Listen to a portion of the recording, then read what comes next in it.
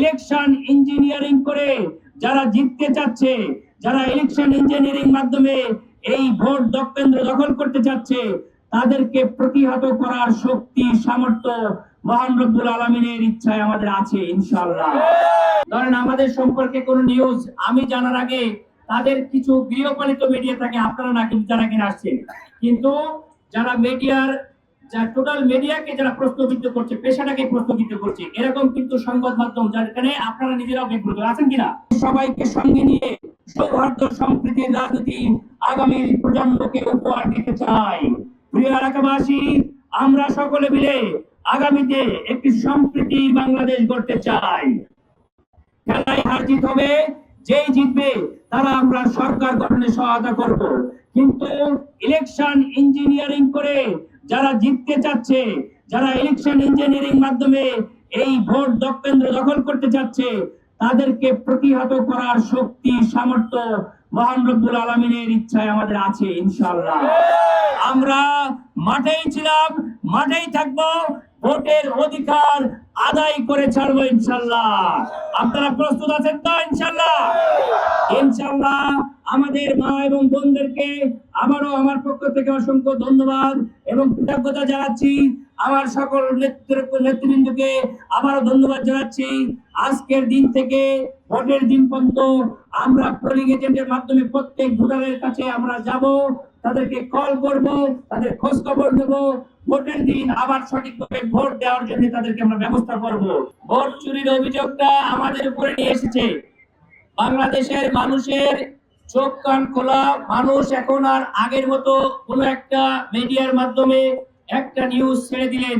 যেমন আমরা বলতে চাই, ধরেন আমাদের সম্পর্কে কোনো নিউজ আমি জানার আগে তাদের কিছু গৃহপালিত মিডিয়া থাকে, আপনারা না কিন্তু যারা কিনা আসছেন, কিন্তু যারা মিডিয়ার টোটাল মিডিয়াকে যারা প্রশ্নবিদ্ধ করছে, পেশাটাকে প্রশ্নবিদ্ধ করছে, এরকম কিন্তু সংবাদ মাধ্যম যেখানে আপনারা নিজেরাও বিব্রত আছেন কিনা। ঠিক একইভাবে আমাদের ডাক্তারি পেশার কিছু ডাক্তারের জন্য আমরা বিব্রত থাকি না, এরকম কিছু সংবাদ মাধ্যম তাদের বাসায় জন্য এজেন্ট খুলে বসে আছে, আমাদের কাছে আসার আগেই সেটা তাদের সংবাদ মাধ্যমে প্রচার করার জন্য ব্যস্ত রেডি আছে যে কিভাবে প্রচার করতে হবে। তো এইটা যেমন আছে, ঠিক একইভাবে মানুষ সবসময় আয়নায় তার নিজের চেহারা দেখে না, যে কারণে তারা এরকম বলতে থাকে। তারা তো বলতে বলতে অনেক সময় এরকম হয়েছে যে ঢাকাকেও রাজধানী ঘোষণা করবে, এরকম অবস্থা হয়েছে, বুঝতে পারছেন কিনা। শুধু বাকি আছে ঢাকাকে রাজনীতি ঘোষণা করতে, তারা আর কোথাও কোনো কিছু বাকি নাই আমার মতে। সুতরাং তারা এরকম জনবিচ্ছিন্ন হয়ে এরকম উল্টা পাল্টা বিভিন্ন সময় বলে মানুষের অ্যাটেনশন নেওয়ার চেষ্টা করতেছে, এটাতে আমরা কোন রকম বিশ্বাসী না। বাংলাদেশ জামায়াত ইসলামী বিভিন্ন ইউনিভার্সিটি গুলোতে দেখেছেন সম্পূর্ণ স্বচ্ছভাবে এই রাষ্ট্রকে সহায়তার জন্য চেষ্টা করছে।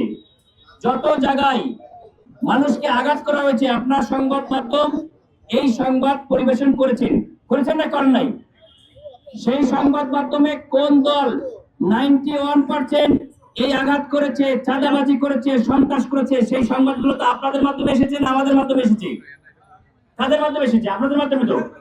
সুতরাং 91% এই কথাটা যেমন সত্য, যারা ভোট কারচুপির চেষ্টা করছে, কারা করছে? সরকারি বেসরকারি বিভিন্ন সংস্থার মাধ্যমে, তাদের গুন্ডা বাহিনীর মাধ্যমে।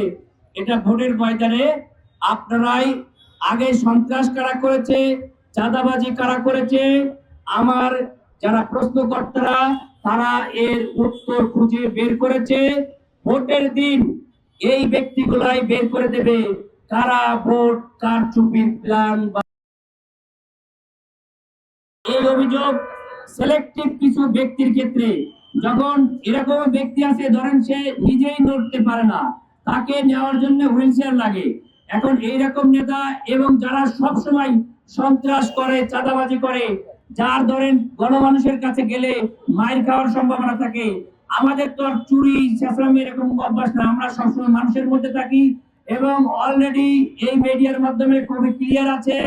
বস্তিগুলোর এমন গলিতে আমি গিয়েছি যেখানে কোনো মেম্বার পর্যন্ত জীবনে যায় নাই। আমি সাধারণ মানুষও একজন মানুষ, এলিট মানুষ একজন মানুষ, এই ব্যক্তিরও যে রক্ত মাংসে গড়া, তাকে চিকিৎসা করতে অভ্যস্ত, আবার যিনি 12 তলার তারও আমি চিকিৎসা করতে অভ্যস্ত। মানুষের এই যে সামাজিক ব্যাধি, হত্যা, সন্ত্রাস, বৈষম্য, এটা আমি একজন রাজনৈতিক চিকিৎসক হিসেবে নতুন মডেলে মানুষের কাছে উপহার দেবো ইনশাআল্লাহ।